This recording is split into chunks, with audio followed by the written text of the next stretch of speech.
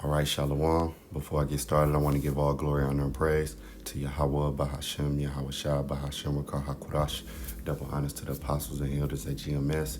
Peace, honor, and respect to you brothers that's out there laboring, edifying, rightly dividing the word in truth and sincerity.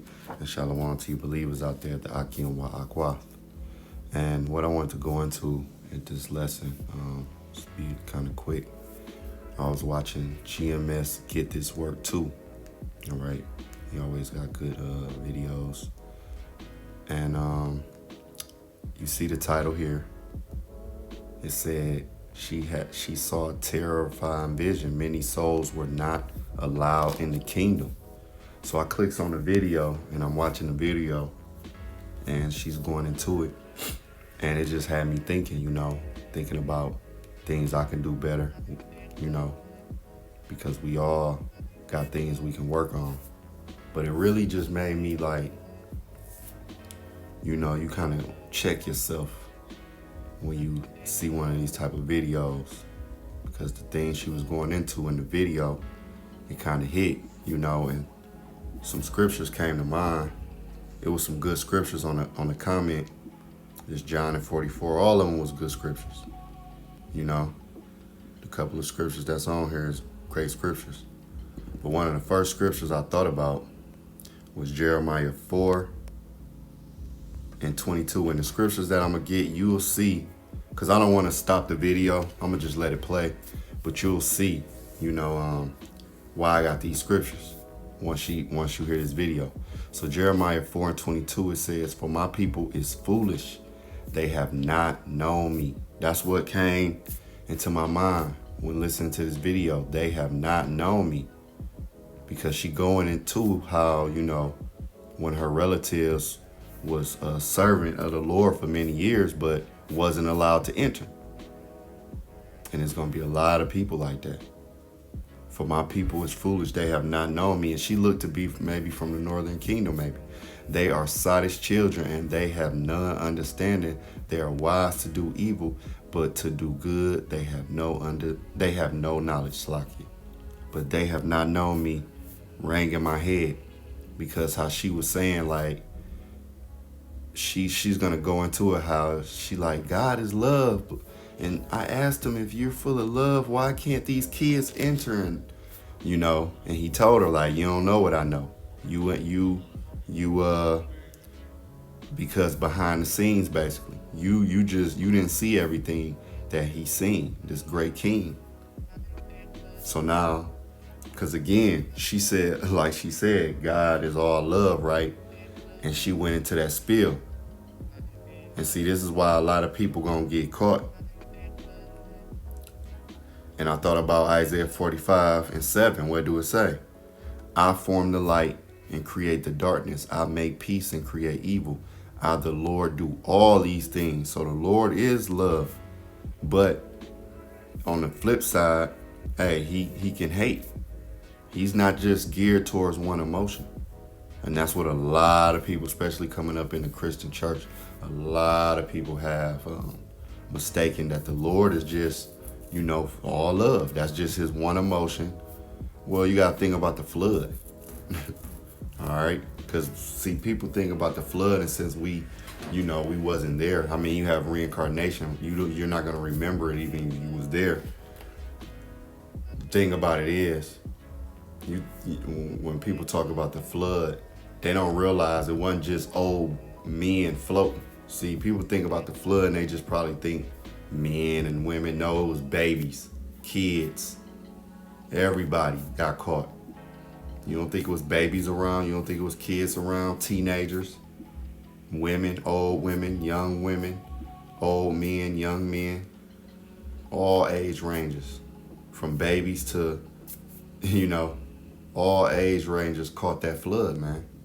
Even animals, the creeping things, everybody caught it. That was the last time the Lord was really angry. It says what? He repented that he made men. But yeah, just going into it, this is another scripture that I thought about, and the brother got it on the comment board. So I'm going to just read it. That John 4 and 22, the Samaritan woman. What did he tell the Samaritan woman? John 4. It's like, yeah, it was 22. What's that? Yeah. John 4:22, it says, ye worship ye know not what. We know what we worship, for salvation of the Jews. And that's another thing people don't understand. All right. Salvation is only for the Israelites. That's how a lot of, again, when she goes into this dream, a lot of those people that wasn't allowed to enter was other nations, even of our nation, far as, 2/3, but even though the 2/3, because it was a dream, 2/3 gonna get reborn, all right, back into the kingdom, all right, but a lot of these other nations is not gonna be able to partake. They not gonna be able to, and you got, Esau is not gonna be able to ride off in the sunset. Life is just not gonna continue with this man being on top, and then my kid graduate, then his kid graduate, and then his kid graduate. That's not, no. It's gonna come to an end at a certain point. All right, but in another scripture, and I'm gonna close out with this. I'm gonna just let the video play. Matthew 7:20, starting at verse 20, it says, wherefore by their fruits ye shall know them. See, and that's why when she asked about her relative that she thought was a servant for so many years, he said it's behind the scenes. Well, what about my kids? She asked about her kids because she said she came in, but her kids couldn't. She was like, if you're full of love, why can't my kids? Why can't these kids? And the great king, which I perceived it to be Yahushua in her dream, because he said, I'm the King of Kings. All right, and his voice had authority. But it was a dream, basically a vision. It was a vision to let people know, get your ish together. That's what I took from the whole thing. Get your ish together. Wherefore by their fruits ye shall know them. All right. And that's what he told her in a roundabout way. That you don't know all their fruits. Verse 21. Not everyone that saith unto me, Lord, Lord, shall enter into the kingdom of heaven, but he that doeth the will of my Father which is in heaven. Many will say to me in that day, Lord, Lord, have we not prophesied in thy name? See, you got even brothers that teach, Israelites, people in these churches. Everybody, a lot of people who think they're doing the will is not doing the will. They're in their lot, but they're not doing the will. Continuing on in verse 22, it says, in thy name have cast out devils, and in thy name done many wonderful works. And then will I profess unto them, I never knew you. Depart from me, ye that work iniquity. Right? And that's what was happening to that video. That's what was happening to that video. It was a separation of the sheep from the goats. All right, so I'm going to let the video play. Lord willing, this was edifying. Lord willing, it just make you think. Until the next lesson, Shalom. Let me play the video.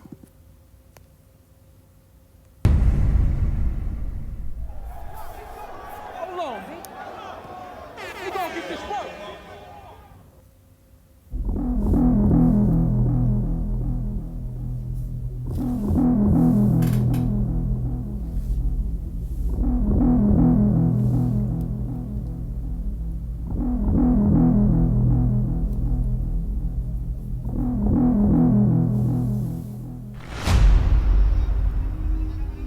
My name is Estelle Cook. I would like to share a dream that God has gave me. On Monday, I had this profound dream.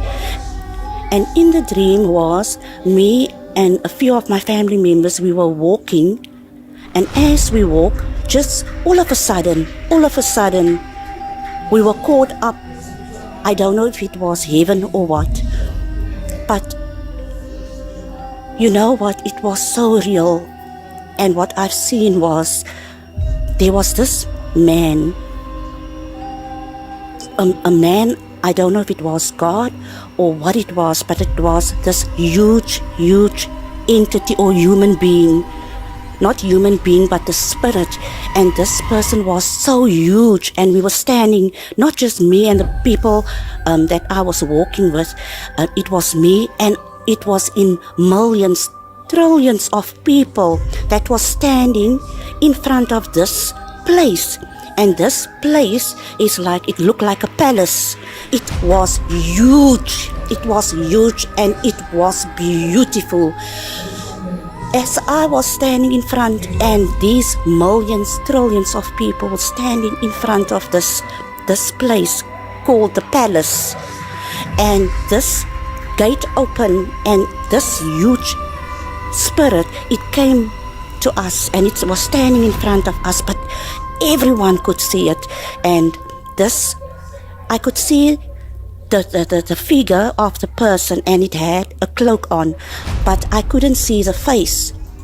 It was almost like a light that was shining, and it was so bright that it disguises the face completely. As I'm standing there, this person starts speaking, and this person has so much authority in his voice. If he speak, everyone listen. You know, there was so much power in the voice of this spirit. And when this person opened his mouth, he said that I am the King of Kings. And he was pointing out to people, calling people's names. And as he called people's names, some went in and some he showed them the other way. And then he called my name. And I was looking, I was confused, I was scared as well, I was nervous. This huge person are calling my name, and I walk and I was so nervous.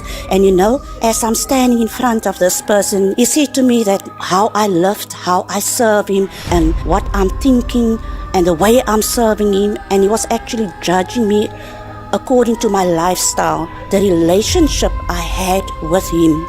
And he said to me, I must enter. But as I enter, on the other side of this huge gate, and I'm standing there, I turn around, and all of a sudden, people went crazy. They start screaming, they panic, they scream, they cry, and they showing their hands like that as if they want to come in.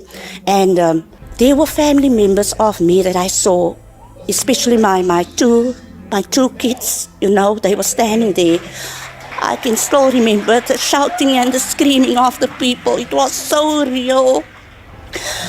And my aunt was standing there, and you know what? She's been serving God for many years, and she's a very faithful servant of the Lord.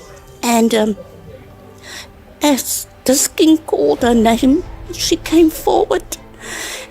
And he said so many things. She was judged according to her lifestyle and a relationship with the Lord. But you know what? She didn't get the chance to go in. And he said to her, she must go stand that side. As I was standing on the other side of the gate, my kids called out. My daughter and my son called out, you know what?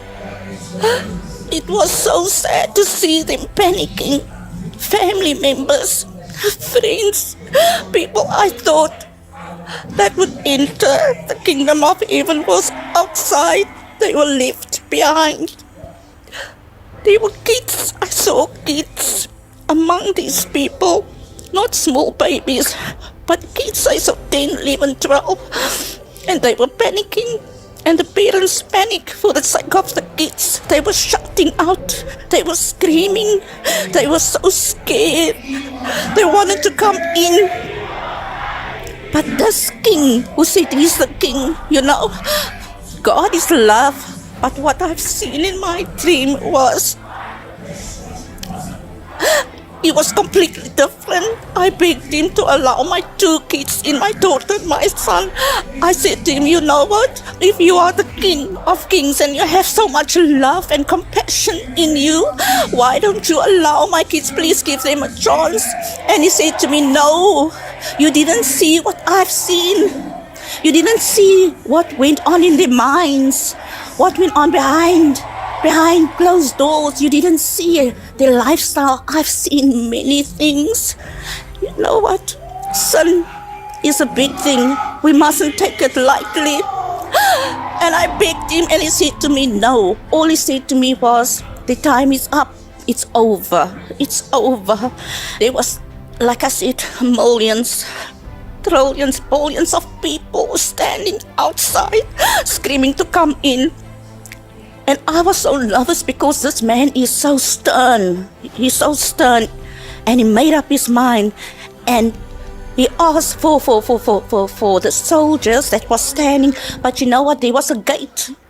But the gate is nothing like this in this world. It was huge. It was humongous. Huge, humongous is even an understatement. Because it was so big. It's nothing that no one has seen.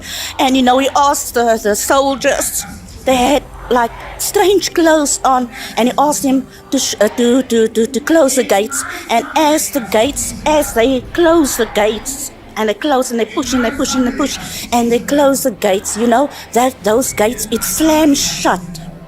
It slams shut, but it's almost like it's a lock. You can it's a sound. It's a sound that I've never heard before. It went through my body as that gate closes, you know, and it slams shut. I couldn't hear a voice. No one. I couldn't hear anyone shouting, screaming. You couldn't hear anyone.